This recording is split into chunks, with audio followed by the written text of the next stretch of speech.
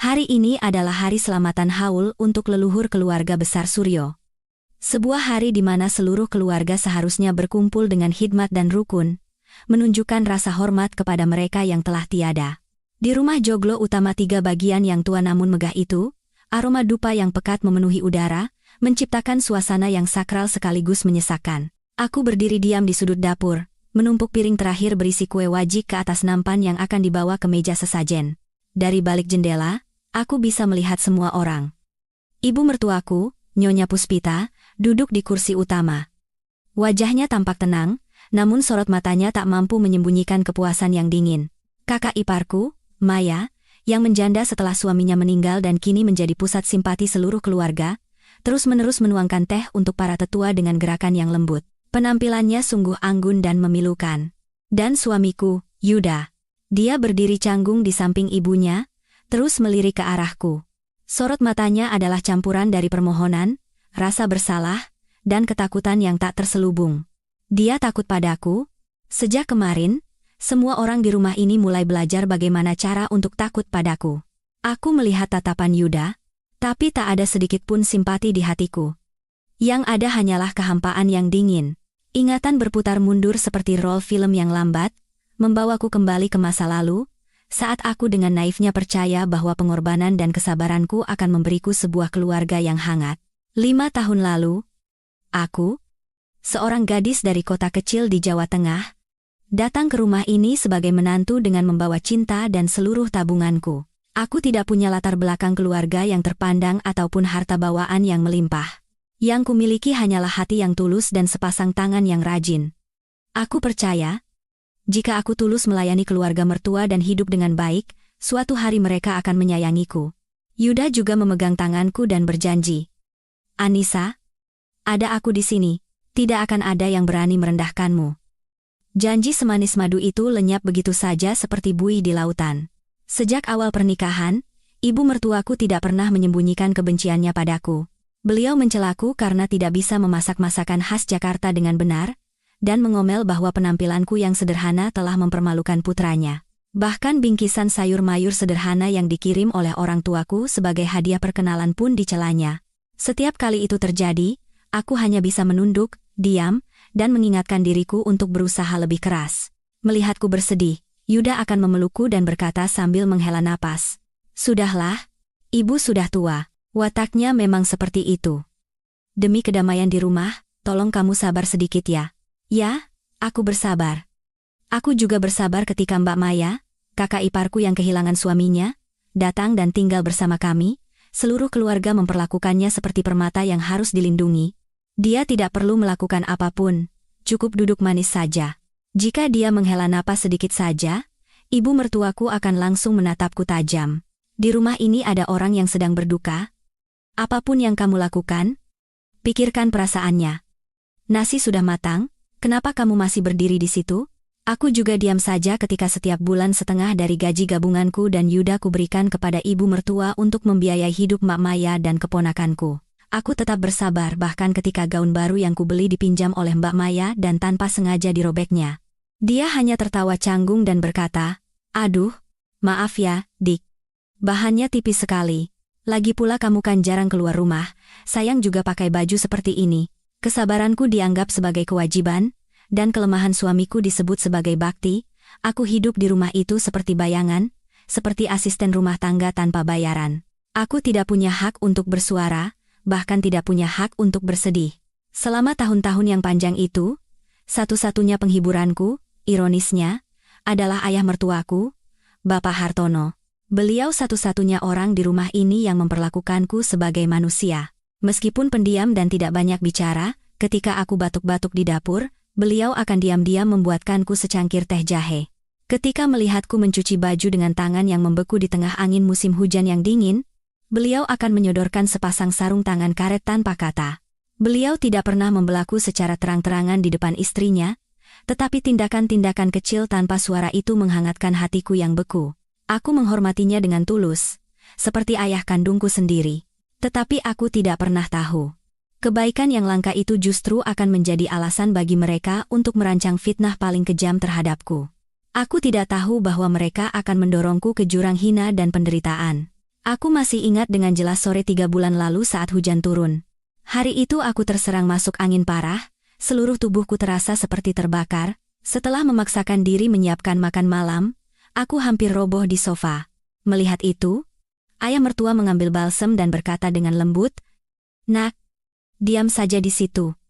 Biar bapak kerok dan olesi punggungmu dengan balsem. Berbaring sebentar pasti akan lebih baik." Aku menolak karena merasa tidak enak, tetapi tidak bisa melawan desakan beliau. Aku pun berbaring tengkurap di sofa. Tangan ayah mertua yang kurus dan kasar mulai memijat punggungku dengan hati-hati. Rasa hangat dari balsem mulai menyebar, dan rasa sakitku sedikit mereda. Tepat pada saat itu, ibu mertua dan Mbak Maya pulang dari pasar. Pintu terbuka dengan kasar.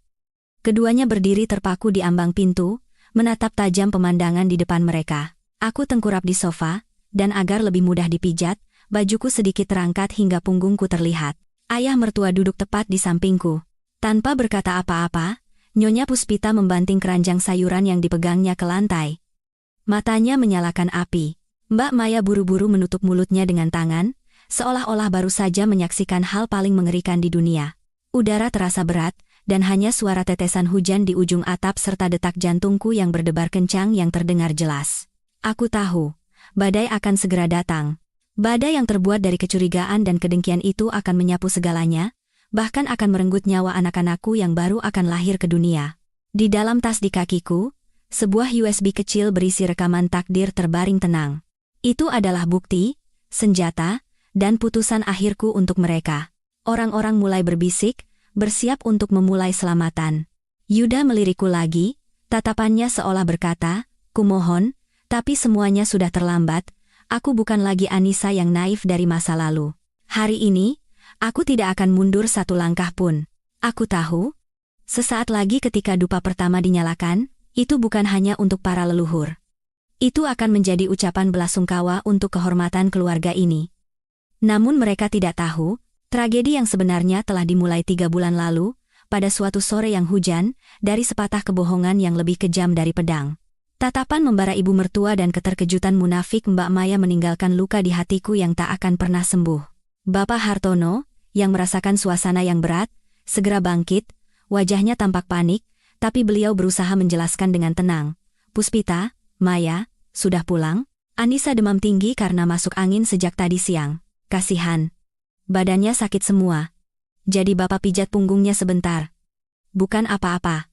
Penjelasannya, alih-alih menenangkan situasi, justru seperti menyiramkan minyak ke dalam api yang berkobar. Nyonya Puspita mengertakkan gigi, dan suara dingin sedingin baja keluar dari sela-sela bibirnya. "Pijat punggung? Enak sekali bicaramu. Pijat punggung macam apa yang pintunya ditutup rapat-rapat dan baju menantu perempuan disingkap sampai ke atas? Di matamu, dia itu menantu atau perempuan murahan yang kau temui di jalan, orang yang bisa kau sentuh seenaknya." Setiap katanya bukan lagi sekadar kecurigaan. Itu adalah hinaan telanjang, seolah-olah beliau baru saja memergoki sebuah perselingkuhan. Aku buru-buru bangkit duduk, merapikan pakaianku yang berantakan dengan gugup. Wajahku terasa panas dan telingaku berdengung karena demam, rasa malu yang luar biasa, dan kemarahan yang mendidih. "Ibu? Tidak seperti itu. Saya demam tinggi sekali sampai pusing, Bapak hanya ingin menolong." Mbak Maya, kakak ipar yang selalu berusaha kuperlakukan dengan tulus, justru mendekat seolah-olah menenangkan ibu mertua sambil memeluk bahunya, lalu melontarkan kata-kata yang lebih tajam dari pisau. "Dik Anissa, seharusnya kamu lebih berhati-hati. Bapak kan juga laki-laki, orang tua. Walaupun Bapak tidak punya niat buruk padamu, namanya juga orang polos. Tapi kalau orang lain lihat kan bisa salah paham. Kalau sampai jadi gunjingan, nama baik keluarga besar Suryo bisa tercoreng. Lihat, Bapak kan sudah sepuh, kalau ada gosip yang tidak-tidak, bagaimana beliau bisa keluar rumah?" Kata-katanya terdengar seperti nasihat yang tulus, tetapi setiap hurufnya menusuk hatiku, menanamkan citra di benak semua orang bahwa aku adalah menantu yang genit dan tidak tahu diri, dan ayah mertua adalah orang tua yang tidak tahu malu. Aku benar-benar membeku. Mbak Maya, yang baru minggu lalu bisa datang ke pernikahan temannya karena aku begadang semalaman menjaga anaknya, Mbak Maya, yang selalu kusisihkan lauk paling enak setiap kali makan. Bagaimana bisa dia mengucapkan kata-kata licik dan jahat seperti itu di depanku? Ayah mertua gemetar karena marah. Beliau memukul meja tua itu dengan keras, dan suara gedebuk yang tumpul menggema di seluruh ruangan. Puspita, Maya, hentikan. Siapa orang lain di rumah ini? Aku menganggap Anissa seperti putriku sendiri. Dia sakit, jadi aku menolongnya. Kenapa pikiran kalian begitu kotor dan bisa membayangkan hal-hal menjijikan seperti itu? Selama 5 tahun aku menjadi menantu di rumah ini pertama kalinya aku melihat ayah mertua membentak ibu mertua. Meskipun perlindungan yang terlambat itu tidak bisa mengubah keadaan, itu menyalakan sedikit kehangatan di hatiku. Namun, itu juga menjadi pemicu yang meledakkan amarah Nyonya Puspita. Bukannya berhenti, beliau justru berteriak lebih keras, memukul-mukul dadanya seolah-olah dialah korban pengkhianatan terbesar di dunia. Pikiranku kotor, aku yang menjijikan. Apa ada satu kata pun yang salah dari yang kukatakan? Tapi kau masih membelanya? Sejak perempuan itu menginjakan kaki di rumah ini, apa kau masih menganggapku sebagai istrimu? Sekarang di matamu hanya ada menantu yang baik dan anggun itu, kan? Beliau menjerit sambil melirikku. Matanya dipenuhi amarah, cemburu, dan kepuasan yang kejam. Tepat saat itu, pintu terbuka lagi. Yuda pulang kerja, bahkan sebelum dia sempat melepas sepatunya yang mengkilap, ibu mertuaku berlari dan memegang lengannya, seperti orang tenggelam yang meraih sedotan. Sambil menunjuk wajahku, beliau terisak-isak dan mengarang berbagai kebohongan. Yuda, cepat lihat apa yang dilakukan istrimu. Dia bahkan menggoda ayahmu. Waktu ibu tegur sedikit, dia berani membantah. Ayahmu malah membelanya dan memaki ibumu. Ini manusia berpikiran kotor. Lihat keadaan ini. Di mana tata krama keluarga Suryo? Yuda membeku di tempat. Dia melihat bergantian antara aku yang meringkuk di sofa dan wajah ayahnya yang penuh amarah. Matanya dipenuhi kebingungan dan rasa serba salah. Aku menatapnya dengan tatapan memohon, berharap dia akan lebih percaya padaku daripada siapapun di dunia. Tidak, Mas. Aku sakit, Bapak hanya memijat punggungku. Ibu dan Mbak Maya salah paham. Tetapi Yuda tidak menatap mataku. Dia menghindari tatapanku dan merangkul bahu ibunya. Suaranya terdengar lelah. Ibu, tenang dulu. Pasti ada salah paham. Bapak juga pasti melakukannya karena khawatir pada Anissa. Kukira kata-katanya akan menenangkan ibunya, tetapi itu justru memberinya angin, seolah-olah dia telah mendapat persetujuan putranya. Salah paham? Salah paham macam apa yang semua pintunya dikunci dan bajunya dibuka?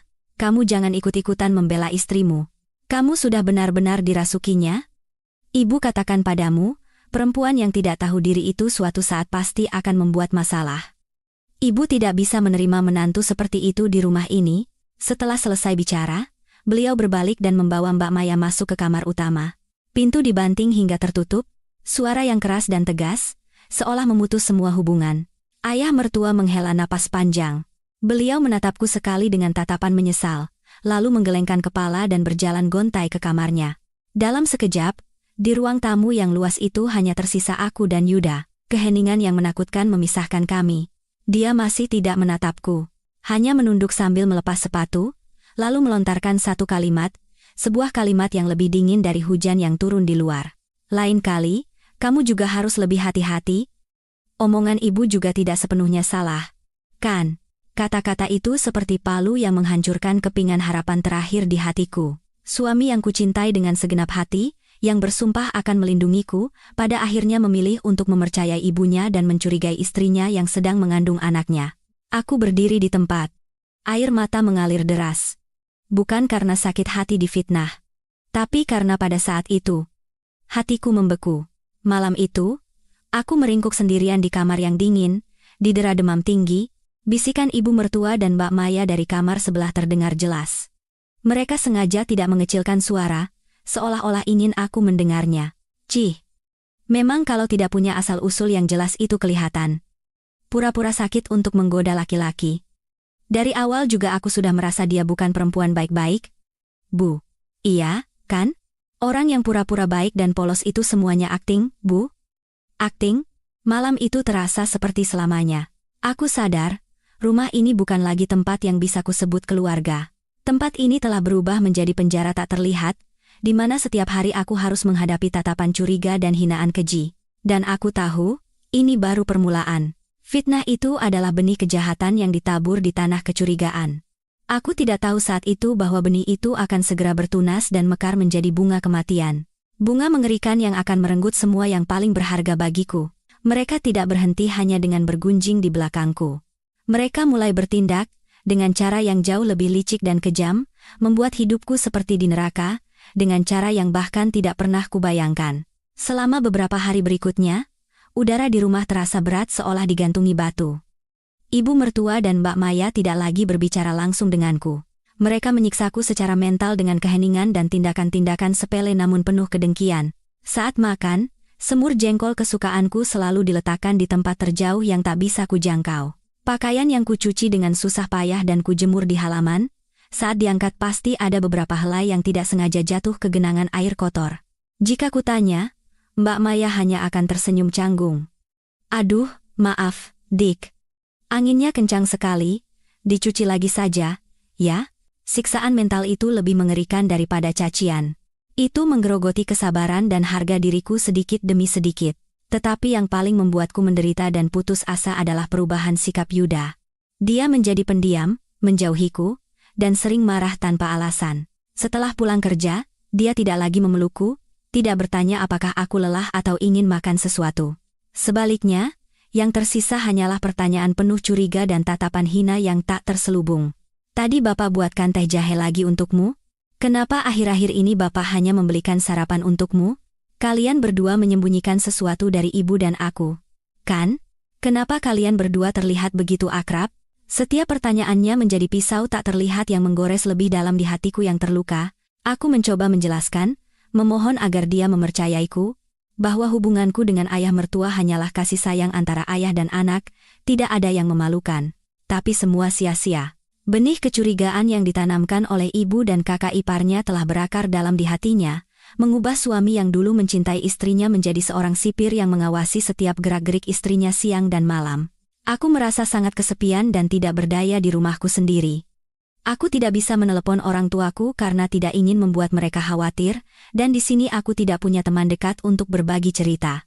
Rasa sakit hati menumpuk di dada, membuatku tidak bisa tidur di malam hari dan tidak bisa makan di siang hari. Hanya dalam beberapa minggu, tubuhku menjadi kurus kering, wajahku pucat, dan lingkaran hitam selalu menghiasi bawah mataku.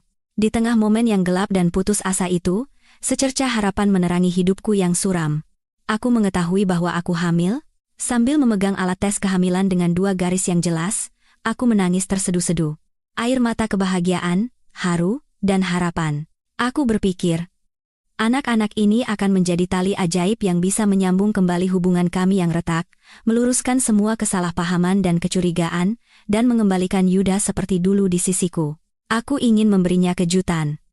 Malam itu, aku menyiapkan makan malam mewah dengan semua makanan kesukaannya. Mengenakan daster sutra yang lembut, aku menunggunya dengan jantung berdebar, menanti saat dia pulang dan mendengar kabar gembira ini. Tetapi wajahnya sedingin es ketika dia masuk ke rumah. Dia bahkan tidak melirik meja makan yang telah kusiapkan dengan susah payah. Dia melemparkan selembar kertas yang terlipat 4 ke arahku, dan berkata dengan suara dingin yang menusuk, "Tanda tangani." Dengan tangan gemetar, aku mengambil kertas itu dan membukanya perlahan. 2 kata, "Surat gugatan cerai," menghantam mataku seperti petir, telingaku berdengung dan pandanganku kabur. Kenapa? Kenapa tiba-tiba begini? Apa salahku? Yuda tersenyum sinis. Senyum pahit dan penuh hina yang belum pernah kulihat darinya. Masih pura-pura polos? Kau pikir aku bodoh bisa dibohongi olehmu? Lihat ini. Maka kau akan tahu. Dia melemparkan setumpuk foto ke atas meja. Foto-foto itu berserakan di atas meja kaca. Itu adalah foto-foto diriku dan ayah mertua yang diambil secara diam-diam, dari sudut yang sangat licik dan tersembunyi. Foto ayah mertua memberikan teh jahe hangat padaku. Foto saat aku bersandar di bahunya karena lelah dan dia mengelus kepalaku dengan lembut. Bahkan foto saat aku hampir terpeleset di halaman dan dia menopangku. Semua adalah momen perhatian biasa dari seorang ayah mertua kepada menantunya. Tetapi melalui lensa yang jahat, semua itu diputarbalikkan menjadi bukti hubungan terlarang. Di bawah setiap foto, tertulis catatan dengan tulisan tangan Mbak Maya yang lembut dan bulat, menjalin hubungan tidak pantas dengan ayah mertua di belakang putranya. Tertangkap basah bertemu diam-diam layaknya suami istri. Bukti tak terbantahkan. Ini Mbak Maya yang memotretnya? Tanyaku terbata-bata. Suaraku pecah. Siapa yang memotret tidak penting, geram Yuda. Matanya memerah. Yang penting adalah ini semua fakta. Kau telah mengkhianatiku. Mengkhianati seluruh keluarga ini. Masih punya muka kau tinggal di sini? Aku menggelengkan kepala dengan panik, air mata mengalir di pipiku. Tidak, Mas. Tolong percaya padaku. Ini hanya bapak yang perhatian pada menantunya. Hubungan kami benar-benar bersih? Bersih katamu? Yuda tertawa seperti orang gila. Ibu dan Mbak Maya melihat semuanya, mereka bilang kau yang lebih dulu menggoda bapak, memanfaatkan usianya yang sudah tua dan pikun. Kau benar-benar perempuan licik yang mengerikan. Dia menerjangku, mencengkeram kedua bahuku dan mengguncangnya dengan kasar. Katakan, anak di perutmu itu anak siapa? Anakku? Atau anak orang tua itu? Plak. Suara yang seolah meruntuhkan langit, bersamaan dengan 5 bekas jari yang tercetak jelas di pipiku. Kepalaku pening dan sebelah pipiku terasa panas seperti terbakar. Aku tidak percaya, pria yang kucintai dengan segenap hati, ayah dari anak-anak di kandunganku, bisa mengucapkan kata-kata sekejam itu, dan memukulku tanpa ragu sedikit pun. Aku menatapnya dengan mata penuh kebencian dan keputusasaan. Melepaskan cengkeramannya dan mundur, aku berusaha menenangkan diri. Mas Yuda, aku hamil. Anakmu. Kata dokter, kembar. Kuharap kabar ini, kegembiraan ganda menjadi seorang ayah, akan menyadarkannya dan membuatnya menyadari betapa bodohnya kecemburuan butanya. Tapi tidak. Itu justru membuatnya semakin gila. Kembar? Hah, perhitungan yang bagus. Kau mau mengikatku dengan anak-anak itu dan menutupi dosamu? Jangan harap, dia berteriak sambil mendorongku dengan keras. Aku terhuyung, kehilangan keseimbangan, dan jatuh ke belakang.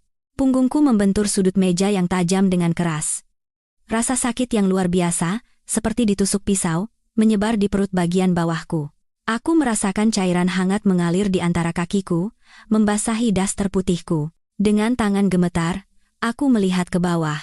Darah merah semakin melebar di lantai. Darah. Anakku? Anak-anakku? Aku panik, merangkak ke arah Yuda dan memegang ujung celananya. Memohon dengan suara putus asa. Tolong anak-anak kita. Mas Yuda, tolong bawa aku ke rumah sakit. Tetapi dia hanya berdiri dingin, menatapku yang menggeliat kesakitan.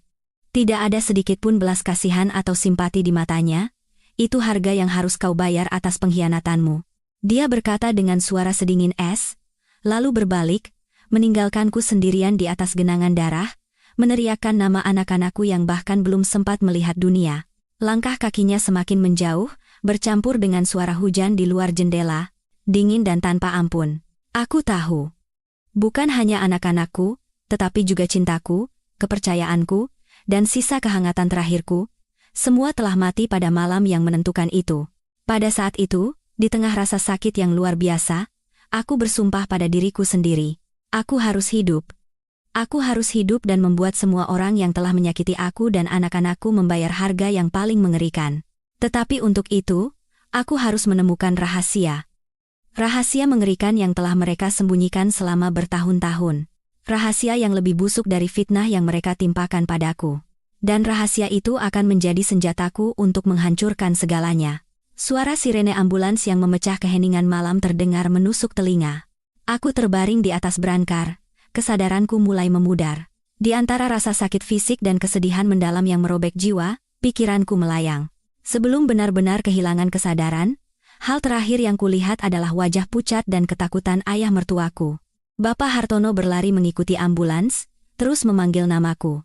Anissa. Anissa. Di matanya yang tua dan berkerut, terpancar ketidakberdayaan dan rasa bersalah yang tak terselubung. Mungkin, di rumah yang dingin itu, dialah satu-satunya orang yang merasa bersalah padaku, satu-satunya yang masih memiliki kemanusiaan. Ketika aku membuka mata lagi, bau disinfektan yang menyengat membuatku mual. Di sekelilingku hanyalah warna putih, yang dingin khas kamar rumah sakit. Orang pertama yang kulihat adalah ibu.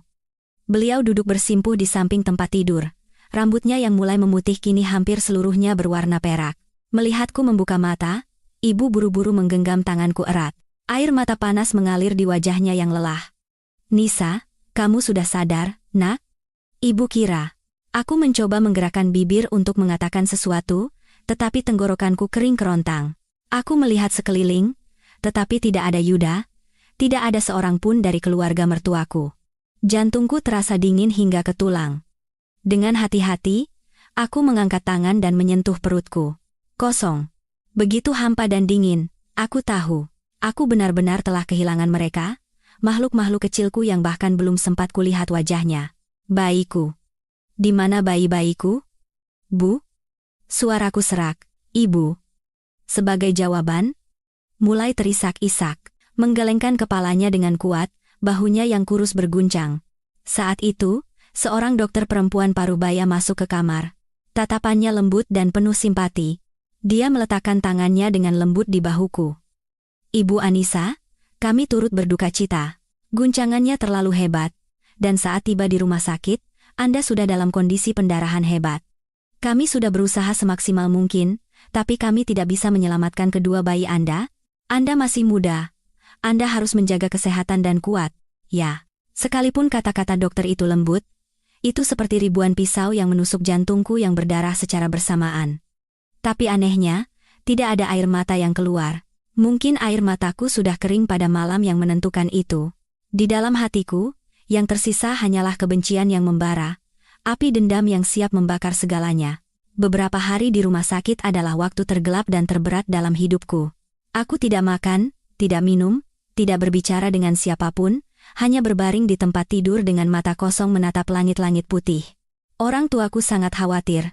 Mereka membujuk dan menghiburku dengan berbagai cara, tetapi tidak ada yang masuk ke telingaku. Di kepalaku hanya ada satu pikiran. Aku ingin mati. Mati dan menyusul bayi-bayiku yang malang. Lepas dari dunia yang menyakitkan dan munafik ini. Yuda pernah datang sekali. Dia tidak berani masuk ke kamar, hanya mondar-mandir di luar pintu. Dia terlihat sangat kurus dan kuyu. Mata cekung, wajah pucat. Dia menatapku, bibirnya bergerak seolah ingin mengatakan sesuatu, tetapi pada akhirnya tidak ada kata yang keluar. Aku memalingkan wajah dengan dingin. Aku tidak ingin melihat wajah munafik dan pengecut itu lagi. Setelah beberapa saat, dia pergi dengan diam. Ayah mertua berbeda. Hujan atau panas, beliau datang setiap hari. Beliau tidak banyak bicara, hanya diam-diam membawakan bubur hangat dan buah-buahan, lalu duduk di samping tempat tidurku, sesekali menghela napas panjang. Kehadirannya yang hening justru memberiku sedikit penghiburan. Suatu sore, ketika kami hanya berdua di kamar, beliau memegang tanganku yang kurus dengan hati-hati. Anissa, ini semua salah Bapak. Aku memotong kata-katanya. Suaraku masih lemah, tapi anehnya begitu tegas. Ini bukan salah Bapak. Kesalahan ada di dalam hati manusia. Pak, saya tidak ingin hidup lagi, saya tidak punya harapan lagi, saya ingin menyusul anak-anak saya. Bapak Hartono menggenggam tanganku lebih erat. Matanya yang tua berkaca-kaca. Jangan berpikir seperti itu. Kamu harus hidup.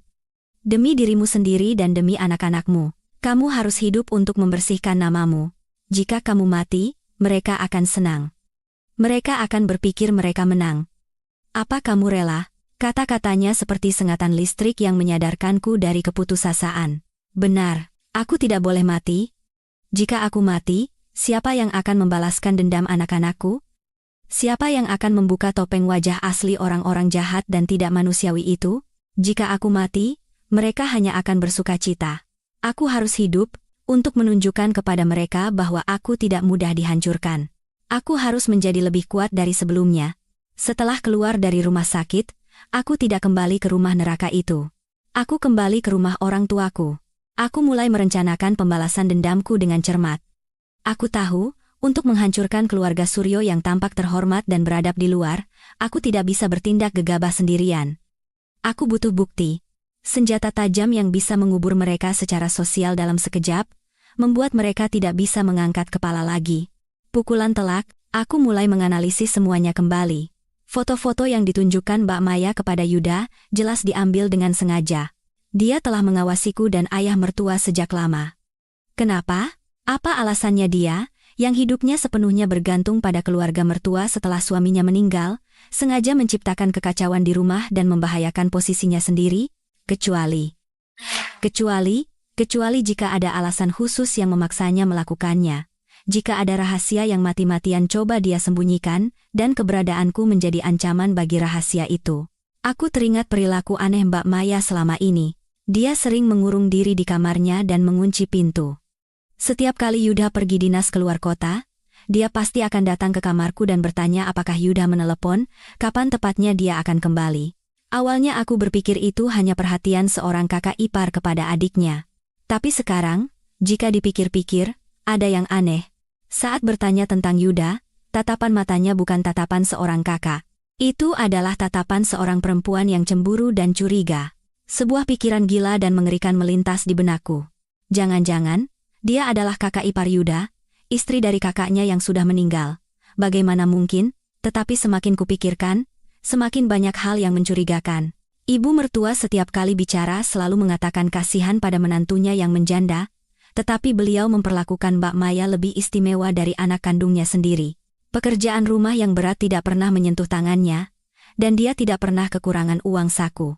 Bahkan, ibu mertua beberapa kali secara tersirat mengatakan bahwa kelak Yuda harus bertanggung jawab seumur hidup atas Mbak Maya dan keponakanku. Tanggung jawab seperti apa? Atau jangan-jangan itu adalah belenggu yang terjalin oleh dosa lain? Aku memutuskan. Aku harus mengungkap kebenarannya. Aku harus kembali ke rumah itu. Bukan sebagai istri yang terbuang, tetapi sebagai pejuang keadilan untuk diriku sendiri. Tapi bagaimana? Mereka pasti tidak akan membiarkanku melewati ambang pintu. Ketika aku menemui jalan buntu, ayah mertua muncul sekali lagi. Beliau memberiku sebuah gantungan kunci tua. Ini kunci pintu belakang dan kunci ruang kerja lamaku. Sudah lama Bapak pensiun, jadi tidak ada lagi yang masuk ke ruangan itu. Mungkin ada sesuatu di sana yang bisa membantumu. Tatapan matanya tidak hanya menunjukkan kepercayaan, tetapi juga harapan besar. Aku merasa ini adalah kesempatan yang diberikan langit kepadaku. Kesempatan untuk membalikan keadaan dan menyingkap tabir rahasia kelam yang telah menyelimuti rumah itu selama bertahun-tahun. Tapi aku tidak tahu saat itu bahwa apa yang menantiku di ruangan tua yang berdebu itu jauh lebih mengerikan dan menjijikkan dari yang bisa kubayangkan. Sebuah kebenaran yang akan membuat langit pun murka. Tanganku yang memegang gantungan kunci pemberian ayah mertua gemetar karena haru dan tegang. Ini bukan sekadar bongkahan logam, ini adalah kunci untuk membuka pintu kebenaran dan senjata pertamaku untuk memulai pembalasan dendam. Aku tidak terburu-buru. Seperti predator yang bersembunyi di kegelapan, aku menunggu dengan sabar sampai mangsaku lengah. Kesempatan pasti akan datang. Dan ternyata datang lebih cepat dari yang kuduga. Seminggu kemudian, aku menerima telepon dari seorang tetangga lama yang baik hati. Di seberang telepon, dia membisikkan informasi berharga. Ibu mertua, Yuda, Mbak Maya, dan keponakanku, seluruh keluarga pergi berlibur ke puncak selama 3 hari. Mereka pergi untuk merayakan keberhasilan mereka mengusirku, si pembawa sial di rumah itu. Mereka pikir aku telah hancur total, pasrah pada nasib, dan tidak akan pernah berani kembali mengganggu mereka. Itu adalah kesalahan fatal mereka. Malam itu, mengenakan pakaian hitam ketat dan topi yang menutupi wajah, aku diam-diam naik taksi kembali ke gang yang penuh kenangan pahit itu. Rumah besar itu gelap gulita tanpa satupun cahaya. Aku menahan napas, melangkah tanpa suara seperti kucing menuju pintu belakang besi yang berkarat. Dengan hati-hati aku memasukkan kunci ke lubang, dan pintu tua itu terbuka perlahan dengan derit kecil. Aku menyelinap masuk ke halaman. Jantungku berdebar kencang seperti genderang perang. Semuanya masih sama. Pohon mangga tua di depan halaman masih berbuah lebat, dan ayunan yang dibuatkan Yuda untukku bergoyang sendirian ditiup angin malam. Kenangan manis masa lalu tiba-tiba muncul, membuat hatiku nyeri, tapi aku segera menepis perasaan lemah itu. Ini bukan saatnya untuk bernostalgia. Aku datang ke sini untuk mencari kebenaran dan menuntut keadilan. Aku langsung menuju ruang kerja lama ayah mertua, yang tersembunyi di balik pepohonan rindang di ujung taman. Ruangan itu lembab karena sudah lama tidak dimasuki orang. Debu tebal menutupi meja, kursi, dan semua perabotan. Aku menyalakan senter kecil yang kubawa. Tidak ada yang istimewa di dalam ruangan itu. Hanya sebuah rak buku besar berukir, meja tua, dan lemari arsip dari besi yang berkarat. Aku mulai menggeledah. Sejujurnya, aku sendiri tidak tahu apa yang kucari. Hanya firasat samar bahwa jawaban atas semua tragedi ini tersembunyi di suatu tempat di ruangan ini. Aku membuka laci meja satu persatu, membolak-balik buku catatan tua. Isinya hanya dokumen-dokumen terkait proyek konstruksi dan cetak biru yang sudah pudar. Aku beralih ke rak buku, membuka buku satu persatu, tapi hasilnya nihil. Setelah hampir 1 jam mencari tanpa hasil, rasa putus asa mulai merayap. Mungkin aku salah. Mungkin ayah mertua memberikan kunci ini hanya untuk menghiburku. Mungkin tidak ada rahasia apapun di sini. Saat aku hendak menyerah dan berbalik, cahaya senterku tanpa sengaja menyinari sudut gelap di belakang rak buku. Di atas tumpukan koran tua yang menguning, ada sebuah kotak kayu kecil berwarna kemerahan. Karena penasaran, aku meraih dan mengambilnya. Kotak itu tidak terkunci. Sambil menahan napas, aku membukanya perlahan. Di dalamnya, bukan uang atau perhiasan seperti yang kubayangkan, melainkan sebuah buku harian tua dan sebuah laptop model lama. Buku harian itu bersampul kulit coklat tua dengan sudut-sudut yang sudah usang, menandakan bahwa buku itu telah disimpan sangat lama. Kubuka halaman pertama, dan tulisan tangan ayah mertua yang kukenal, namun sedikit bergetar, muncul. Tanggal, bulan, tahun. Hari ini adalah selamatan haul pertama untuk Joko. Melihat wajah sedih Maya dan cucuku, hatiku terasa seperti diiris pisau. Kepergian putra sulungku yang begitu tiba-tiba meninggalkan beban yang sangat besar bagi keluarga. Istriku selalu menyalahkan dirinya sendiri, mengatakan itu karena dia tidak tahu Joko memiliki penyakit jantung bawaan sejak kecil. Tapi aku tahu, itu bukan satu-satunya alasan, kebenarannya jauh lebih mengerikan dan kejam. Jantungku mulai berdebar kencang. Dengan tangan gemetar, aku membalik ke halaman berikutnya. Tanggal, bulan, tahun. Yuda semakin mirip ibunya. Lemah, pelin-pelan, tidak punya pendirian. Hanya bisa dipermainkan oleh istriku dan Maya. Aku takut suatu hari nanti dia akan mengulangi kesalahan kakaknya. Aku takut tragedi di keluarga ini akan terulang kembali. Mengulangi kesalahan? Tragedi apa? Semakin kubaca, semakin besar kebingungan dan ketakutanku. Aku membuka halaman terakhir. Sepertinya ditulis tepat setelah aku keguguran. Tanggal, bulan, tahun. Anissa. Anak itu, anak yang sangat baik. Mengingatkanku pada penolongku di masa lalu. Tapi dia terlalu baik. Terlalu sabar. Dia tidak akan bisa bertahan di rumah yang penuh intrik dan dosa ini. Aku harus melakukan sesuatu. Tapi apa yang bisa kulakukan? Aku juga seorang pengecut yang telah hidup dalam kebisuan selama puluhan tahun. Aku menutup buku harian itu. Pikiranku campur aduk, buku harian itu hanya menunjukkan sebagian kebenaran, kepingan-kepingan kebenaran yang samar namun mengerikan. Ini saja tidak bisa menjadi bukti yang menentukan. Aku butuh sesuatu yang lebih jelas dan konkret. Aku mengalihkan pandanganku ke laptop, begitu tua hingga aku ragu apakah masih bisa menyala. Aku mencari kabel daya, menyambungkannya, dan dengan hati-hati menekan tombol power. Untungnya, layarnya menyala. Tidak ada kata sandi. Di desktop hanya ada beberapa icon, termasuk sebuah folder bernama album keluarga. Setelah ragu sejenak, aku mengklik 2 kali folder itu. Di dalamnya ada banyak file video yang diurutkan berdasarkan tanggal. Aku membuka salah satunya secara acak. Itu adalah video pesta ulang tahun keponakanku. Pemandangan biasa di mana keluarga bernyanyi dengan gembira. Aku terus membuka video-video lain. Semuanya adalah rekaman kehidupan sehari-hari keluarga. Aku mulai cemas. Mungkin ayah mertua hanya menyimpan kenangan lama. Lalu, mataku tertuju pada satu video yang ukurannya sangat besar dan nama filenya bukan tanggal, melainkan angka misterius 1908. Karena penasaran, aku mengkliknya 2 kali. Awalnya hanya layar hitam, lalu gambar muncul. Sepertinya direkam dari kamera tersembunyi di atas lemari hias di ruang tamu. Kualitasnya tidak bagus, tapi cukup untuk mengenali semua yang ada di ruangan itu. Di sudut layar, tertera tanggal sekitar setahun yang lalu. Ruang tamu dalam video itu kosong. Beberapa saat kemudian, pintu kamar Mbak Maya terbuka perlahan. Dia keluar mengenakan gaun tidur tipis yang memperlihatkan lekuk tubuhnya, melihat sekeliling seolah mencari seseorang. Beberapa detik kemudian, Yuda keluar dari kamar mandi. Tubuhnya hanya dibalut sehelai handuk di pinggang. Mbak Maya tersenyum dan mendekat, melingkarkan lengannya di leher Yuda. "Mas, aku sudah menunggu lama." Yuda tampak sedikit ragu. "Mbak? Ibu ada di rumah?" Mbak Maya meletakkan jarinya di bibir Yuda, memberi isyarat untuk diam. "Ibu sudah tidur. Kamu tidak kangen aku?" Lalu dia menarik Yuda masuk ke kamarnya. Pintu tertutup perlahan, kamera terus merekam, menangkap dengan jelas suara-suara cabul, tawa, dan bisikan-bisikan mesum yang keluar dari kamar itu.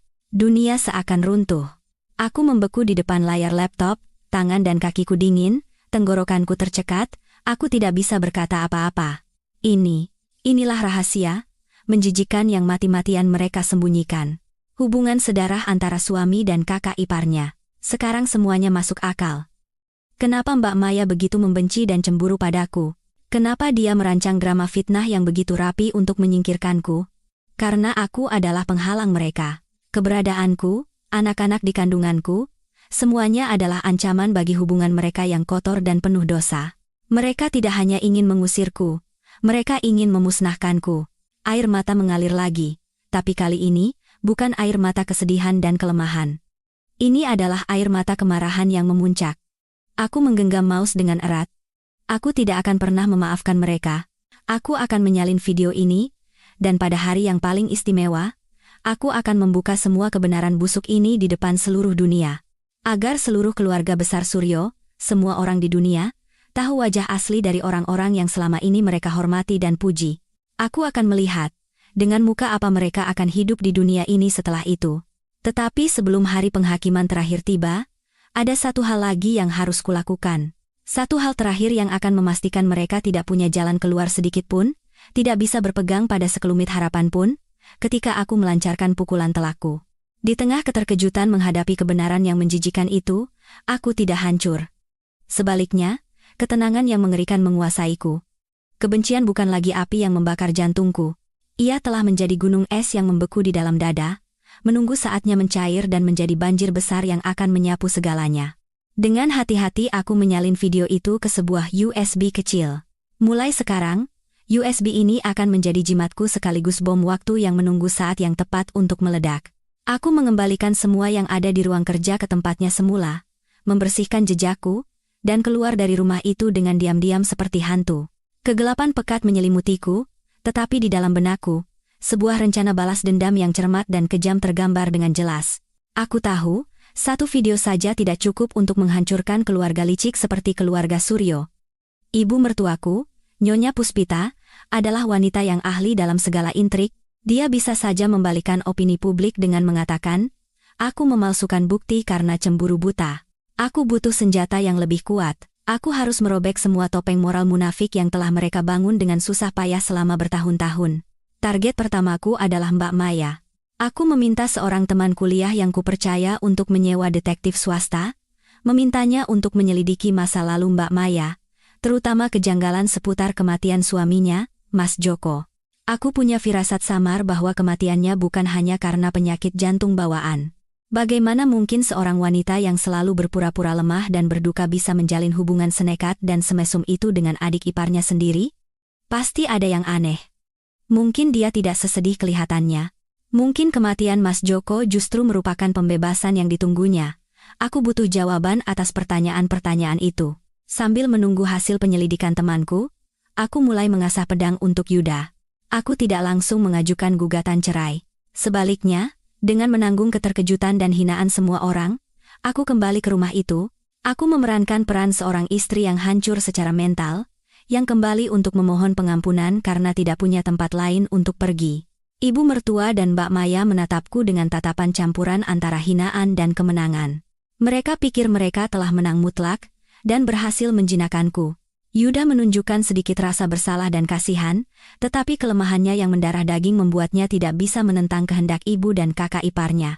Dia menempatkanku di sebuah kamar kecil yang pengap di belakang rumah, dan memperlakukanku seperti pembantu. Aku menerima semua penghinaan itu tanpa sepatah kata keluhan. Membersihkan rumah, memasak 3 kali sehari, mencuci pakaian seluruh keluarga. Aku diam, berusaha tidak menonjolkan diri, dan mereka perlahan-lahan melonggarkan kewaspadaan mereka terhadapku. Tapi mereka tidak tahu. Di tengah malam, ketika semua orang tertidur lelap, aku berubah menjadi orang yang sama sekali berbeda. Aku menyelinap masuk ke ruang kerja Yuda, tempat dia menyimpan laptop dan dokumen-dokumen pentingnya. Aku menyalin semua data di komputernya ke hard disk eksternal. Yuda bekerja di sebuah perusahaan konstruksi besar, dan aku tahu dia bukan karyawan yang bersih. Dia sering menerima suap dari subkontraktor atau menggelapkan material proyek untuk keuntungan pribadi. Dulu aku sering menasihatinya, tetapi dia selalu mengabaikanku dengan berkata, semua orang juga begitu. Ini sudah rahasia umum. Kini, dosa-dosa itulah yang akan menjadi senjata paling tajam untuk menjatuhkannya. Aku mengumpulkan cukup bukti, kontrak-kontrak mencurigakan terkait suap yang diterimanya, kwitansi palsu, email-email yang mengisyaratkan transaksi gelap. Semua kusimpan dengan sistematis dan hati-hati. 1 bulan penuh kesabaran dan penghinaan berlalu. Akhirnya, teman detektifku membawa hasil penyelidikannya, dan kebenaran yang diungkapnya jauh melampaui imajinasiku. Mas Joko memang memiliki riwayat penyakit jantung bawaan. Tetapi penyebab langsung kematiannya bukanlah kambuhnya penyakit, melainkan guncangan mental yang hebat. Malam hari saat dia meninggal, para tetangga bersaksi mendengar suara pertengkaran hebat dari rumahnya.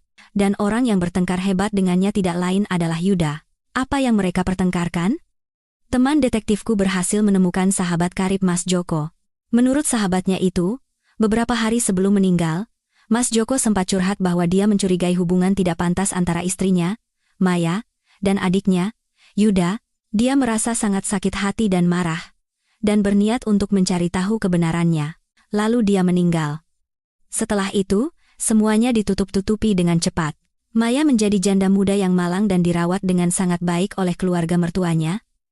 Sementara Yuda menjadi adik ipar yang baik dan paman teladan yang berbakti kepada kakak ipar dan keponakannya. Sebuah sandiwara sempurna untuk menutupi dosa yang mengerikan.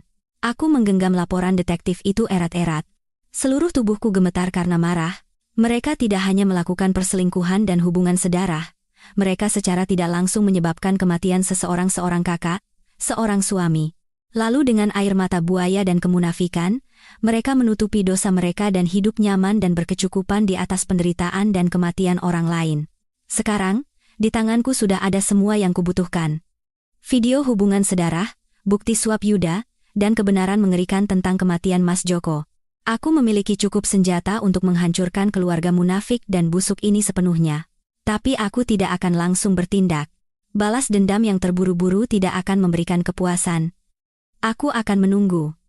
Menunggu hari selamatan haul keluarga Suryo, hari di mana semua kerabat berkumpul dari berbagai penjuru.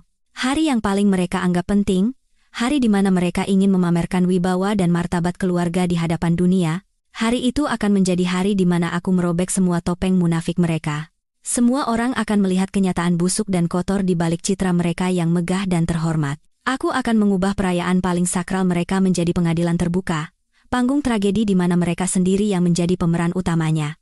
Mereka telah merenggut anak-anakku. Sekarang, aku akan merenggut apa yang paling mereka hargai. Kehormatan, aku tahu. Rasa sakit ditelanjangi di depan seluruh dunia, dihina dan ditinggalkan oleh orang-orang terdekat, lebih mengerikan daripada kematian. Tapi sebelum tirai tragedi ini dibuka, ada satu tokoh terakhir yang harus kutemui, kartu truf terakhirku, yang mungkin akan menentukan keberhasilan atau kegagalan seluruh drama balas dendam ini. Orang terakhir yang harus kutemui, yang akan menjadi kartu trufku dalam permainan hidup dan mati ini, tidak lain adalah ayah mertuaku, Bapak Hartono.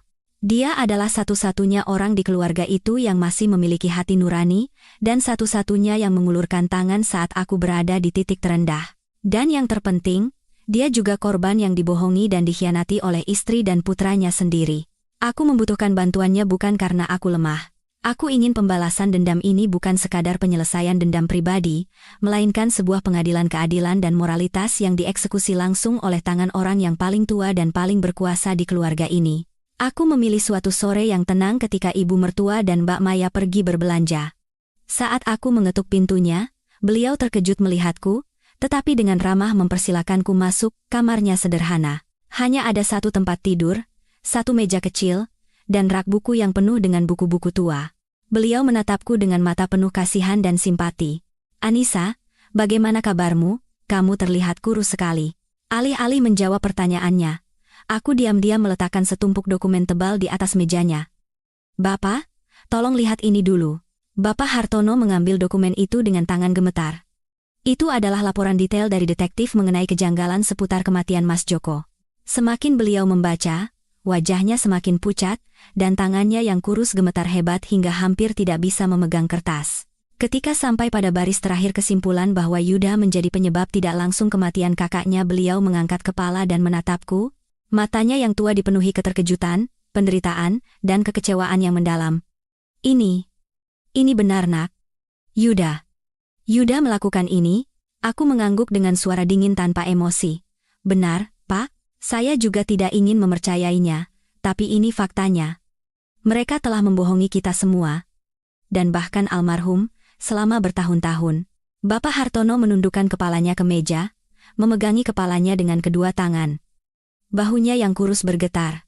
Dia meneteskan air mata seorang ayah yang hancur di hadapan dosa putranya, air mata seorang pria yang harus menyaksikan terlalu banyak tragedi dan kemunafikan di dalam keluarganya sendiri. Ya Tuhan, dosa apa yang telah diperbuat keluarga Suryo hingga jadi seperti ini? Aku menunggunya hingga tangisnya mereda dan sedikit lebih tenang. Lalu, aku meletakkan USB kecil di atas meja. Di dalam sini ada bukti tak terbantahkan tentang hubungan mereka. Saya sekarang memegang segalanya, dan saya tidak akan membiarkan mereka lolos. Pada hari selamatan nanti, di depan semua kerabat, saya akan mengungkap semuanya. Bapak Hartono mengangkat kepalanya. Tatapan matanya padaku bukan lagi kasihan. Itu adalah tatapan yang bercampur dengan rasa hormat. Kamu benar-benar akan melakukannya? Bagaimana dengan akibatnya nanti? Tidak ada pilihan lain, Pak? Mereka yang mendorong saya dan anak-anak saya ke tepi jurang, bukan hanya untuk saya, tetapi juga untuk anak-anak saya yang tidak sempat melihat dunia, dan juga untuk almarhum Mas Joko, saya harus menuntut keadilan. Bapak Hartono terdiam sejenak. Sepertinya ada pergulatan batin yang hebat di dalam dirinya. Akhirnya, beliau menghela napas panjang, seolah melepaskan beban berat yang telah menekaninya selama bertahun-tahun. Baiklah, Bapak akan membantumu. Sudah terlalu lama Bapak diam. Bapak hanya melihat kejahatan merajalela di rumah ini tanpa berani bersuara. Bapak juga bersalah. Kali ini, Bapak tidak akan diam lagi, Bapak akan mengungkap segalanya bersamamu. Aku tidak menyangka Bapak Hartono akan setuju begitu tegas dan cepat. Dengan dukungannya, rencanaku menjadi lebih solid dan kuat. Kami mulai membahas rencana aksi yang konkret. Beliau mengatakan bahwa pada hari selamatan, sesuai tradisi keluarga, ada saatnya orang yang paling tua memberikan sepatah kata di hadapan semua keturunan. Saat itulah waktu yang paling tepat untuk meledakkan kebenaran. Beliau akan membuka babak pertama, melempar batu pertama ke danau yang tenang untuk menciptakan riak, dan aku akan melancarkan pukulan telak, menciptakan tsunami besar yang akan menelan semua kemunafikan dan dosa mereka. Selama beberapa hari berikutnya, aku dan Bapak Hartono diam-diam mempersiapkan pengadilan istimewa itu. Aku menunjukkan semua bukti yang kumiliki, video hubungan sedarah, dokumen suap Yuda, dan juga buku harian yang ditulisnya. Setiap kali melihat bukti-bukti itu, beliau menghela napas panjang. Bapak tidak menyangka Yudha bisa jatuh serendah ini. Ini semua salah Bapak. Salah Bapak karena tidak mendidiknya dengan benar sejak kecil. Aku menghiburnya. Bukan salah Bapak. Keserakahan dan keegoisan mereka yang telah membutakan akal sehat dan hati nurani mereka. Akhirnya, hari selamatan tiba. Aku kembali ke rumah utama itu, bukan sebagai menantu yang patuh, tetapi sebagai hakim dan eksekutor keadilan. Aku melihat senyum munafik ibu mertua, Yuda, dan Mbak Maya, tetapi hatiku tidak goyah sedikit pun. Mereka hanya sedang memainkan peran terakhir dalam hidup mereka sebelum tirai kebenaran dibuka. Meja sesajen yang ditata dengan indah telah disiapkan, dan aroma dupa yang pekat menciptakan suasana yang hikmat sekaligus aneh. Semua orang membungkuk hormat di depan altar. Setelah beberapa ritual tradisional selesai, Bapak Hartono, sebagai yang tertua, bangkit dari tempat duduknya. Suaranya yang rendah dan berwibawa menarik perhatian semua orang. Di hadapan arwah para leluhur, dan kepada semua keturunan keluarga Suryo yang berkumpul di sini, hari ini, di hari selamatan yang suci ini, di hadapan arwah leluhur kita, ada satu hal yang sangat penting yang ingin Bapak sampaikan. Sebuah kebenaran menyakitkan yang telah Bapak sembunyikan selama bertahun-tahun. Sebuah dosa yang membuat keluarga ini tidak akan pernah mendapatkan ketenangan sejati. Seketika, seluruh rumah menjadi hening. Semua mata tertuju pada Bapak Hartono, tatapan mereka bercampur antara penasaran dan cemas. Ibu mertua dan Mbak Maya tampak gelisah, wajah Yuda pucat pasi, dia melirikku sekilas lalu buru-buru menunduk. Aku tahu. Sandiwara telah resmi dimulai. Babak pertama disutradarai langsung oleh ayah mertuaku. Apa yang akan dikatakannya? Seberapa kejam dia akan mengupas dosa istri dan putranya? Seluruh rumah menahan napas. Menunggu. Tidak ada yang tahu bahwa kata-katanya berikutnya akan menjadi sinyal dimulainya kehancuran yang mengerikan, awal dari sebuah tragedi yang akan tercatat selamanya dalam sejarah keluarga ini. Bapak Hartono menarik napas dalam-dalam. Pandangannya tertuju pada foto-foto leluhur di atas altar. Suaranya bergetar namun penuh kekuatan, setiap katanya menggema di seluruh rumah. Kebenaran yang menyakitkan itu. berhubungan langsung dengan kematian putra sulungku, Joko. Nama Joko disebut, dan ibu mertua serta Mbak Maya terkejut seolah tersengat listrik. Wajah mereka menunjukkan kepanikan dan ketakutan yang jelas. Nyonya Puspita tergagap, mencoba memotong ucapan suaminya. Mas, apa yang kamu bicarakan? Urusan Joko kan sudah lama berlalu. Hari ini hari selamatan, semua kerabat berkumpul, kenapa harus mengungkit cerita sedih seperti itu? Bapak Hartono bahkan tidak menoleh pada istrinya. Pandangannya masih tertuju pada altar, seolah sedang mengaku dosa di hadapan arwah. Urusan itu tidak pernah berlalu. Selama bertahun-tahun, tidak ada satu malam pun aku bisa tidur nyenyak. Aku tersiksa oleh rasa bersalah karena tidak bisa mengatakan kebenarannya. Joko tidak meninggal hanya karena penyakit jantung. Dia meninggal karena sakit hati, karena guncangan dikhianati oleh orang-orang yang paling dicintainya. Sampai di situ, beliau berbalik, menatap tajam Yuda dan Maya yang duduk berdampingan dengan tatapan setajam pisau. Benar, kan? Kalian berdua. Wajah Yuda pucat pasi, kedua kakinya gemetar seperti daun tertiup angin. Maya buru-buru menunduk, mencengkeram ujung kebayanya hingga buku-buku jarinya memutih. Ibu mertua berdiri dengan geram, bertolak pinggang, beliau berteriak nyaring seperti preman pasar. Kamu sudah gila? Omong kosong apa yang kamu katakan? Maya itu janda yang malang, dan Yuda adik ipar yang baik. Apa salah mereka sampai kamu fitnah seperti itu?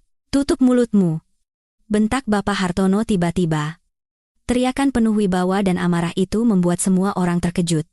Kamu. Perlindungan butamu itulah yang menciptakan tragedi hari ini. Kau pikir aku tidak tahu apa-apa? Kau pikir kau bisa menyembunyikan dosa menjijikan mereka seumur hidup? Udara di rumah itu kini tegang seperti tali busur yang akan putus. Para kerabat mulai berbisik-bisik, tidak mengerti apa yang sedang terjadi. Bapak Hartono tidak memberi mereka waktu untuk mencerna. Beliau menunjuk Yuda dan berkata dengan suara marah. Kau, ingatkah kau malam saat kakakmu meninggal? Ingatkah kau apa yang kau katakan saat bertengkar dengannya? Yuda tergagap. Keringat mengucur deras dari dahinya. Saya tidak ingat apa-apa. Kalau kau tidak ingat, biar aku yang mengingatkanmu, geram Bapak Hartono. Setiap katanya menghantam dada Yuda seperti palu. Kau mengaku pada kakakmu, bahwa kau menjalin hubungan tidak pantas dengan istrinya. Kau bilang kau mencintainya dan ingin hidup bersamanya. Kata-katamu itu, kebenaran yang menjijikan dan abnormal itu, yang membuat kakakmu meninggal karena serangan jantung mendadak. Kau, secara tidak langsung, adalah pembunuh kakakmu sendiri. Tidak.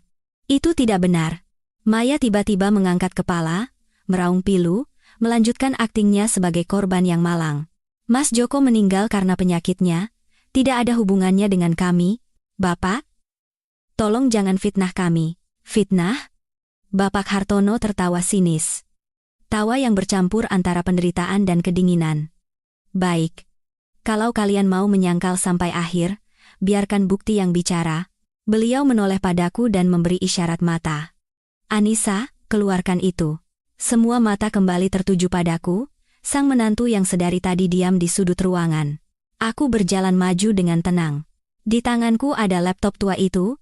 Ibu mertua, merasakan firasat buruk, berlari ke arahku seperti binatang buas, mencoba merebut laptop itu. Apa yang mau kau lakukan? Dasar perempuan sialan? Mau buat ulah apa lagi kau? Tapi ayah mertua lebih cepat.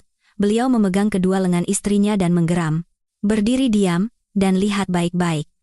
Wajah asli putra kesayanganmu dan menantu anggunmu itu. Aku meletakkan laptop di atas meja kecil di depan altar dan menyambungkan USB berisi video takdir itu. Tidak perlu proyektor atau layar besar. Cukup agar para kerabat keluarga Suryo di ruangan ini melihatnya dengan jelas. Aku menekan tombol putar. Video dimulai. Rekaman buram dari kamera tersembunyi itu muncul dengan jelas. Ruang tamu yang kosong. Maya dengan gaun tidur tipisnya. Yudha yang hanya berbalut handuk. Percakapan mereka, gerakan menggoda mereka, semuanya terekam dengan jelas. Seluruh rumah hening seketika. Yang terdengar hanyalah napas kasar orang-orang dan suara cabul yang menjijikan dari speaker laptop. Sesaat kemudian, bisik-bisik meledak dan menjadi riuh seperti sarang lebah yang diganggu. Ya Tuhan, tidak bisa dipercaya. Ini kan hubungan sedarah. Aib keluarga. Malu pada leluhur. Ibu mertua menatap layar laptop dengan nanar. Wajahnya pucat seperti mayat. Beliau terhuyung dan hampir jatuh jika tidak ditopang orang di sebelahnya. Maya sudah pingsan, dan Yuda berdiri kaku seperti disambar petir, seluruh tubuhnya gemetar. Dia menatapku. Matanya bukan lagi amarah atau hinaan. Yang ada hanyalah ketakutan yang luar biasa. Setelah video selesai, keheningan yang mengerikan menguasai ruangan. Aku bangkit berdiri. Suaraku terdengar jelas dan tegas, cukup untuk meredam semua bisikan. Inilah kebenarannya. Inilah alasan mengapa saya difitnah memiliki hubungan tidak pantas dengan ayah mertua, dipukuli hingga keguguran, dan kehilangan anak-anak saya. Karena saya menjadi penghalang bagi hubungan mereka yang kotor dan penuh dosa ini. Aku menoleh pada Yuda. Tatapanku sedingin es. Dulu kau bertanya padaku, anak di perutku itu anak siapa? Sekarang aku bertanya kembali padamu. Apa kau pantas menjadi seorang ayah? Apa kau bahkan pantas disebut manusia? Aku tidak menunggu jawabannya. Aku mengeluarkan tumpukan dokumen lain dan melemparkannya dengan keras ke atas meja. Dan ini adalah bukti semua kasus suap dan penggelapan dana yang kau lakukan di perusahaanmu. Aku sudah bersabar demi kau. Tapi hari ini, tidak lagi. Semua data ini akan dikirim ke tim audit perusahaanmu dan ke kantor polisi besok pagi. Keluarga Suryo kembali terguncang. Mereka tidak pernah menyangka, menantu yang selama ini mereka remehkan dan hina, ternyata memegang bukti-bukti mematikan yang bisa menghancurkan sebuah keluarga dalam sekejap. Badai yang telah kurancang dengan susah payah baru saja mulai menyapu segalanya. Dan aku tahu, ini belum berakhir. Masih ada babak terakhir. Drama terakhir yang akan mengakhiri segalanya. Siksaan terakhir yang akan membuat mereka hidup dalam penderitaan yang lebih dari kematian, membuat mereka membayar semua dosa yang telah mereka perbuat. Rumah utama yang tadi digunakan untuk selamatan kini dilanda kekacauan yang belum pernah terjadi sebelumnya.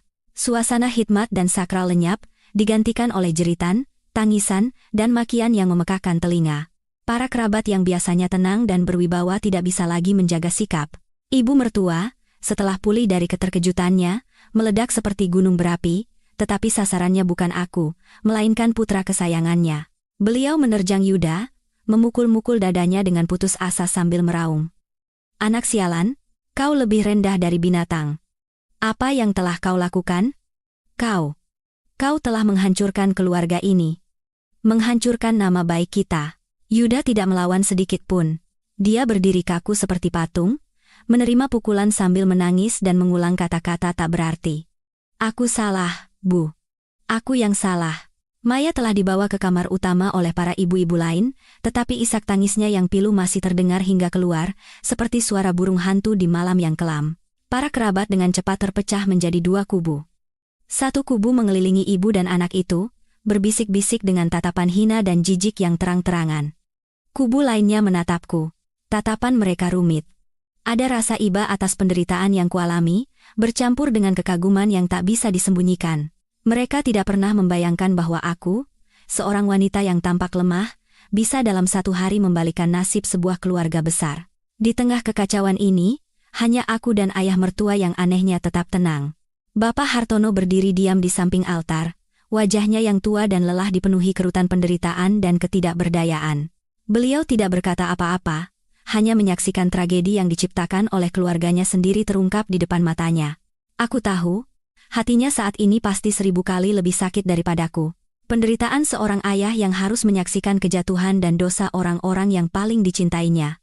Aku mendekatinya dan meletakkan tangan dengan lembut di bahunya yang kurus. Bapak, semuanya akan baik-baik saja. Bapak Hartono menoleh padaku. Beliau menggelengkan kepala dan berkata dengan suara lelah, "Tidak, Nak.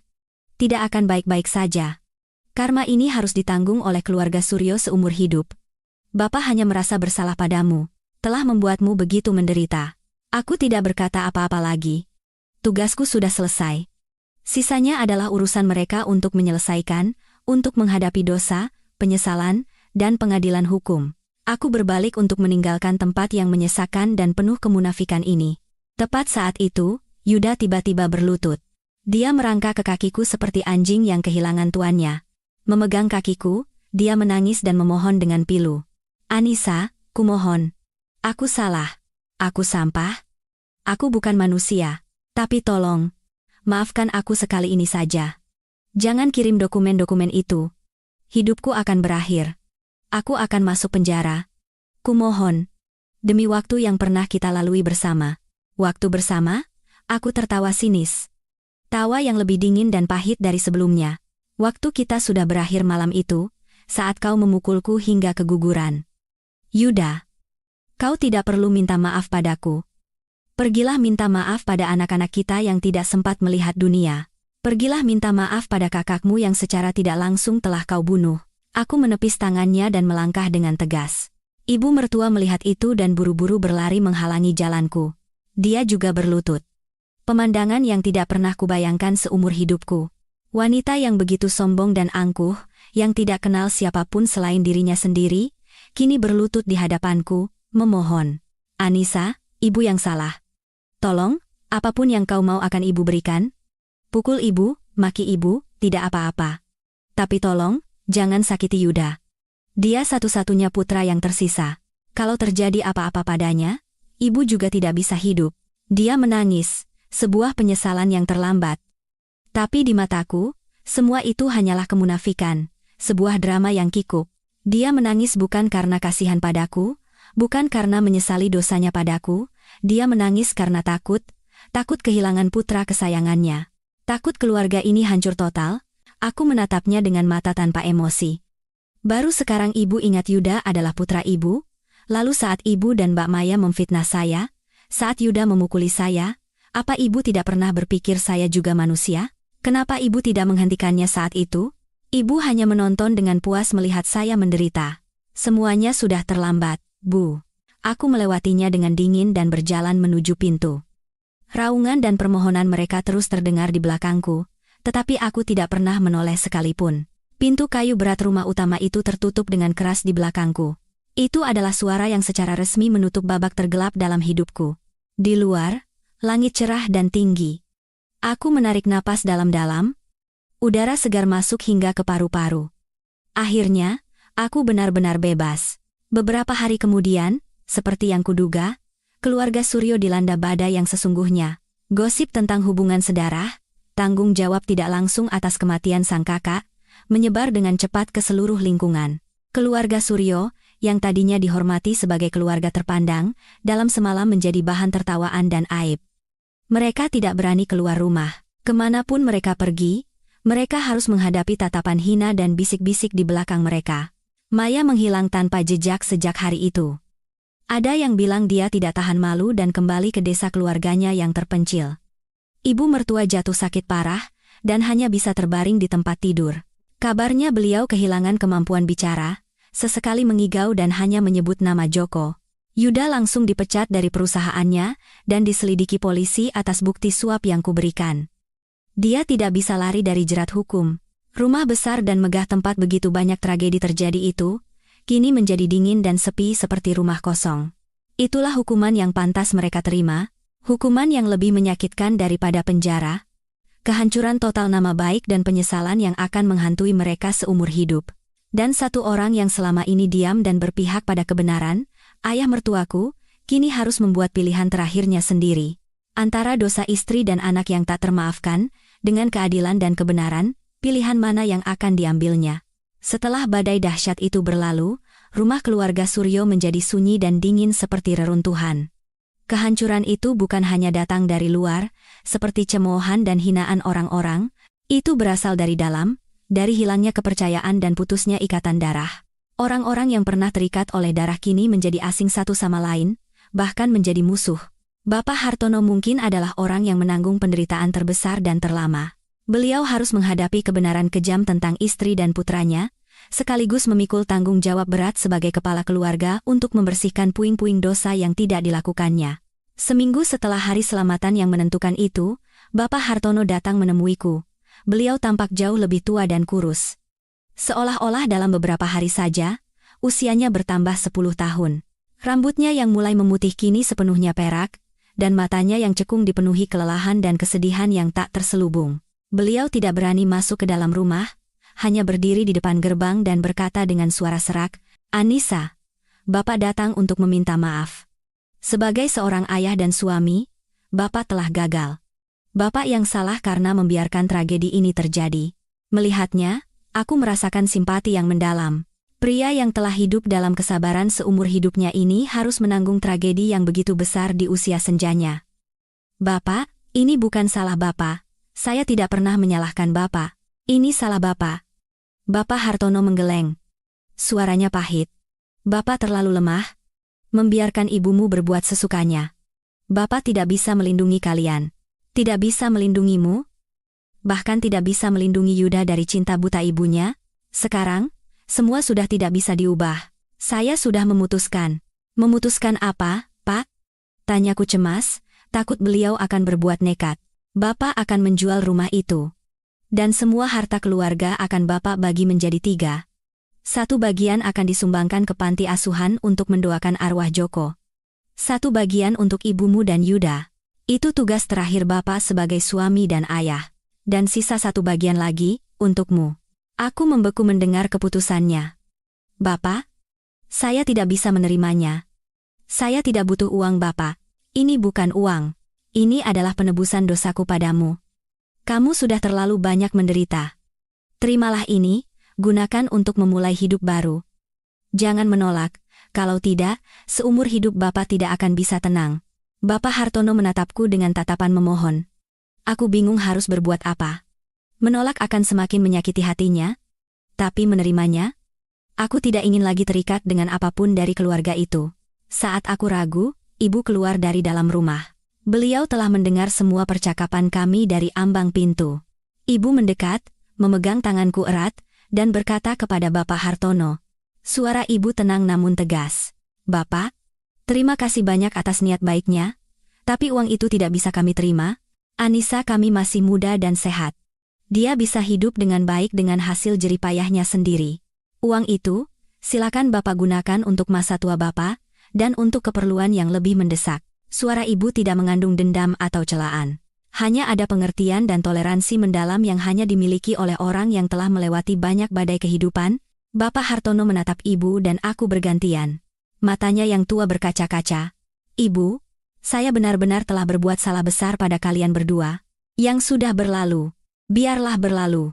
Pak, hidup dengan dendam hanya akan menyusahkan diri sendiri. Kita semua sudah tidak muda lagi. Lebih baik sisa hidup kita jalani dengan tenang. Bukan? Kata ibu dengan lembut. Percakapan itu berakhir dalam keheningan yang penuh empati. Bapak Hartono tidak lagi memaksa kami. Beliau pamit kepada orang tuaku dan berbalik pergi dengan lesu. Melihat punggungnya yang bungkuk menghilang di ujung gang, aku tiba-tiba sadar. Dalam pertarungan kejam ini, tidak ada pemenang sejati. Aku, Yuda, Maya, Nyonya Puspita, dan Bapak Hartono, kami semua adalah korban yang menanggung penderitaan dan kehilangan masing-masing. Beberapa bulan kemudian, aku mendengar kabar bahwa Yuda divonis 3 tahun penjara dengan masa percobaan 5 tahun atas tuduhan penggelapan dan suap, hukuman yang ringan untuk kejahatannya. Mungkin berkat usaha keras Bapak Hartono. Rumah utama keluarga Suryo telah dijual, dan ibu mertua serta Bapak Hartono pindah ke sebuah rumah sederhana di pinggiran kota. Nyonya Puspita, setelah sakit parah, kondisi mentalnya tidak lagi stabil, kadang-kadang bahkan tidak mengenali anaknya sendiri. Mungkin, bagi dia yang telah melakukan begitu banyak dosa, lupa adalah sebuah anugerah. Bapak Hartono dengan sabar merawat istrinya yang sakit, menjalani sisa hidupnya dengan tenang. Hidupku juga perlahan mulai stabil. Aku membuka sebuah toko bunga kecil di dekat rumah. Tidak terlalu sibuk, tetapi pekerjaan itu memberiku kebahagiaan dan kedamaian. Kesedihan karena kehilangan anak-anakku masih ada di sudut hati, tetapi aku belajar untuk hidup bersamanya. Mengubah kesedihan menjadi kekuatan untuk hidup lebih baik, lebih berarti, agar anak-anakku di surga bisa bangga pada ibunya. Suatu senja, seorang tamu istimewa datang ke toko bungaku. Yuda, masa percobaannya baru saja berakhir. Dia lebih kurus dan kulitnya lebih gelap, tetapi sorot matanya tidak lagi lemah. Sebaliknya, terasa ketenangan dan kedewasaan.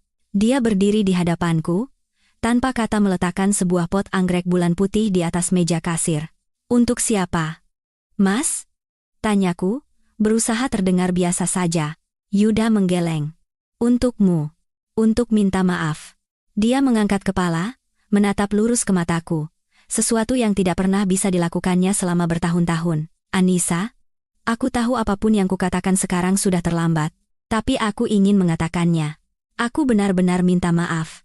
Aku adalah suami yang buruk, ayah yang buruk, dan manusia yang mengerikan. Aku tidak akan memintamu untuk memaafkan. Aku hanya berharap kamu hidup dengan baik. Aku menatapnya. Perasaan yang tak terlukiskan muncul di hatiku. Bukan benci, bukan juga kasihan, hanya rasa tenang yang aneh.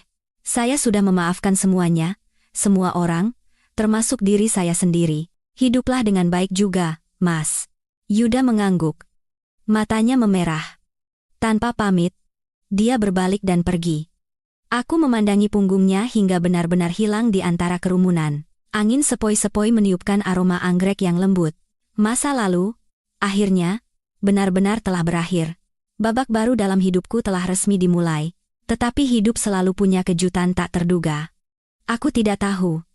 Di suatu sudut masa depan, sebuah pertemuan lain menantiku. Sebuah pertemuan yang akan sekali lagi mengubah takdirku sepenuhnya. Hidupku mengalir tenang seperti sungai setelah banjir bandang. Toko bunga Anissa menjadi sumber kebahagiaan dan penghidupanku. Setiap hari merawat bunga-bunga berwarna-warni, mendengarkan kisah suka duka para pelanggan, aku menemukan kedamaian dalam hal-hal yang sederhana. Aku tidak lagi terikat pada masa lalu, aku tidak membiarkan dendam dan luka menggerogoti hatiku. Aku belajar memaafkan. Bukan karena orang-orang yang menyakitiku pantas dimaafkan, tetapi karena jiwaku pantas mendapatkan ketenangan. Waktu berlalu, 2 tahun telah lewat. Aku yang sekarang adalah orang yang sama sekali berbeda, lebih kuat, lebih mandiri, dan tahu cara mencintai diri sendiri. Aku juga punya banyak teman baru. Kami bepergian bersama, melakukan kegiatan sosial, membantu sesama yang membutuhkan. Aku merasa hidupku begitu berarti dan penuh. Suatu akhir pekan, saat melakukan kegiatan sukarela di sebuah panti asuhan di desa terpencil, aku tanpa sengaja bertemu kembali dengan seseorang. Seseorang yang tidak pernah kusangka akan kutemui lagi dalam situasi seperti ini. Kakak iparku dulu. Maya. Tidak ada lagi jejak kemewahan dan keangkuhan masa lalunya. Dia mengenakan baju kurung sederhana, rambutnya dipotong pendek, dan wajahnya tanpa riasan justru memancarkan ketenangan dan kedamaian yang aneh. Dia bekerja di sana sebagai sukarelawan, merawat anak-anak yang kurang beruntung. Kami bertemu secara tidak sengaja di halaman panti, keduanya membeku, udara di sekitar kami seketika menjadi canggung. Dia yang pertama kali memecah keheningan. Anissa, benar kamu Dik? Aku mengangguk pelan. Iya, Mbak. Kenapa Mbak ada di sini? Maya tersenyum tipis. Bukan lagi senyum munafik atau sinis. Senyum tulus yang entah kenapa terlihat sedih. Aku datang untuk menebus dosaku. Dia menceritakan segalanya. Setelah diusir dari keluarga Suryo, dia mengembara kemana-mana dalam rasa bersalah dan penyesalan. Berkali-kali dia berpikir untuk bunuh diri, tetapi secara kebetulan menemukan penebusan dalam senyum polos anak-anak malang di tempat ini. Dia memutuskan untuk menghabiskan sisa hidupnya di sini, berbuat baik, merawat anak-anak, dan memohon pengampunan kepada orang-orang yang telah disakitinya. Dik, aku tahu aku tidak pantas dimaafkan. Mata Maya berkaca-kaca. Aku telah melakukan dosa yang sangat besar. Menyakitimu. Dan secara tidak langsung menyebabkan kematian Mas Joko. Aku adalah iblis berwujud manusia. Aku menatapnya. Tidak ada lagi kebencian di hatiku. Anehnya, yang kurasakan adalah iba. Setiap orang bisa salah jalan. Yang penting adalah apakah ada keberanian untuk kembali. Mbak sudah membayar harga atas dosa Mbak. Hiduplah dengan baik untuk sisa hidup Mbak. Maya menatapku dengan mata yang bercampur antara keterkejutan dan rasa terima kasih. Terima kasih Dik. Terima kasih banyak. Kami tidak berkata apa-apa lagi. Keheningan saat itu memiliki makna yang lebih dalam dari ribuan kata. Aku tahu, dia telah benar-benar menyesal dan berubah. Dan aku pun telah benar-benar memaafkannya.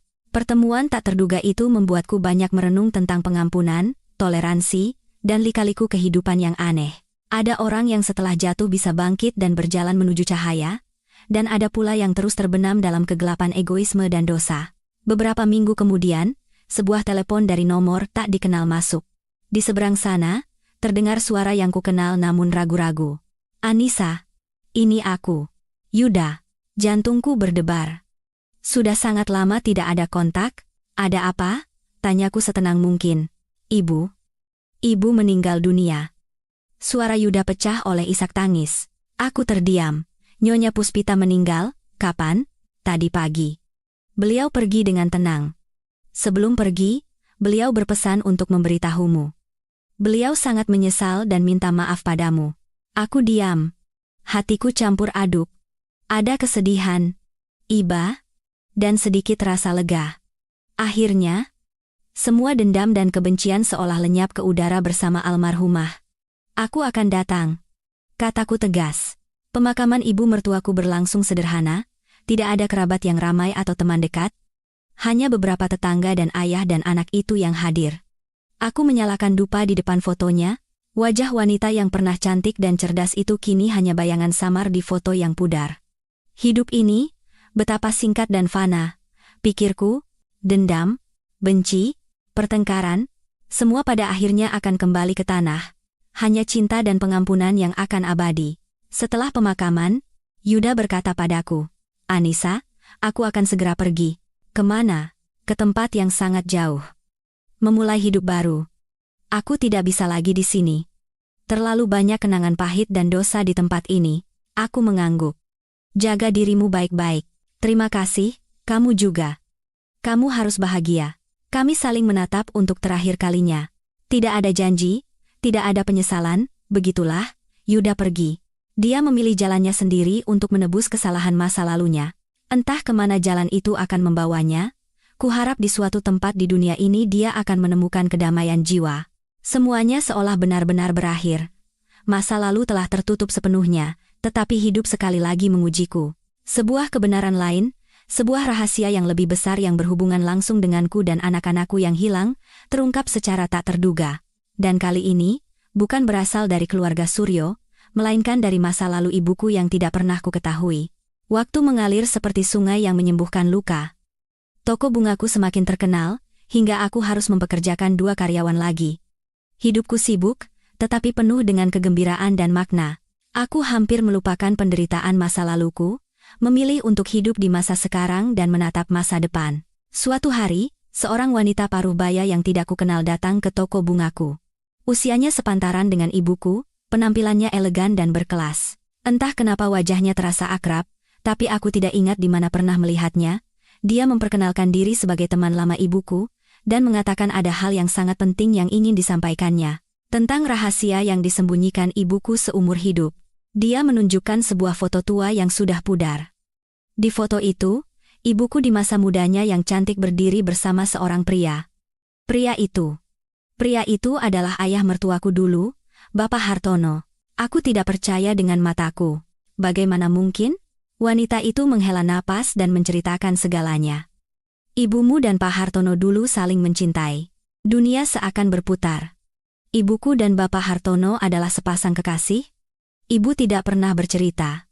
Mereka saling mencintai, tetapi karena prasangka sosial saat itu dan penolakan dari keluarga Pak Hartono, mereka harus berpisah secara tragis. Setelah itu, Pak Hartono terpaksa menikah dengan Nyonya Puspita, dan ibuku yang putus asa meninggalkan kampung halamannya, hingga bertahun-tahun kemudian bertemu dengan ayahku dan menikah. Lalu kenapa baru sekarang? Tanyaku dengan suara bergetar. Matanya memerah. Ini wasiat ibumu.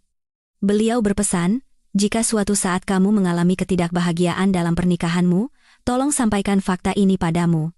Beliau tidak ingin kamu hidup dalam dendam dan kesalahpahaman. Aku terdiam. Ibuku tahu segalanya. Tahu bahwa aku masuk ke rumah kekasih lamanya sebagai menantu, tapi ibu memilih diam. Mungkin tidak ingin mengungkit masa lalu yang menyakitkan, dan tidak ingin memengaruhi kebahagiaanku. Tapi takdir mempermainkan keluarga kami. Dan ada satu hal lagi, suaranya menjadi hati-hati. Ini berhubungan langsung dengan anak-anakmu yang hilang. Jantungku terasa nyeri. Apa maksudnya? Saat kamu keguguran, ibumu merasa ada yang janggal. Jadi, beliau diam-diam mengambil sampel DNA kedua bayi dan Yuda, lalu meminta tes. Dia memberiku selembar hasil tes DNA yang masih tersegel. Dengan tangan gemetar, aku membukanya. Hasilnya, Yuda dan kedua bayi itu tidak memiliki hubungan darah, seperti disambar petir. Tidak mungkin. Lalu siapa ayah anak-anak itu? Aku berusaha keras mengingat.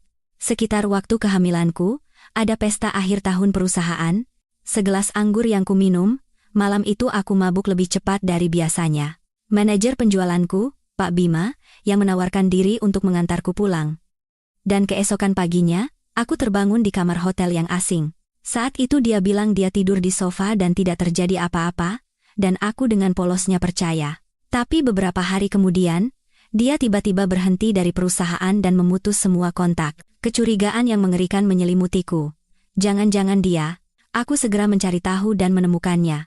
Dia hidup sukses sebagai direktur di sebuah perusahaan properti di Surabaya. Aku langsung pergi ke Surabaya dan menemuinya. Aku melemparkan hasil tes DNA itu ke mejanya.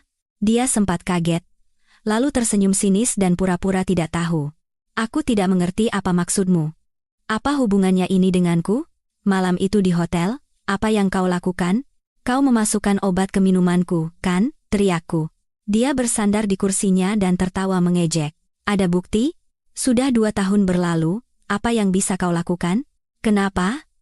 Kenapa kau melakukan itu padaku? Dia tertawa seperti orang gila. Karena kau merebut wanita yang kucintai. Maya, dunia runtuh sekali lagi. Dia dan Maya adalah kekasih lama, tetapi berpisah karena penolakan keluarga. Dia melihat Maya menikah dengan Mas Joko, lalu dekat dengan Yuda, dan dia memendam dendam. Dan dia menjadikanku sebagai alat balas dendamnya. Fitnah tentang hubunganku dengan ayah mertua. Itu juga rencanamu dan Mbak Maya?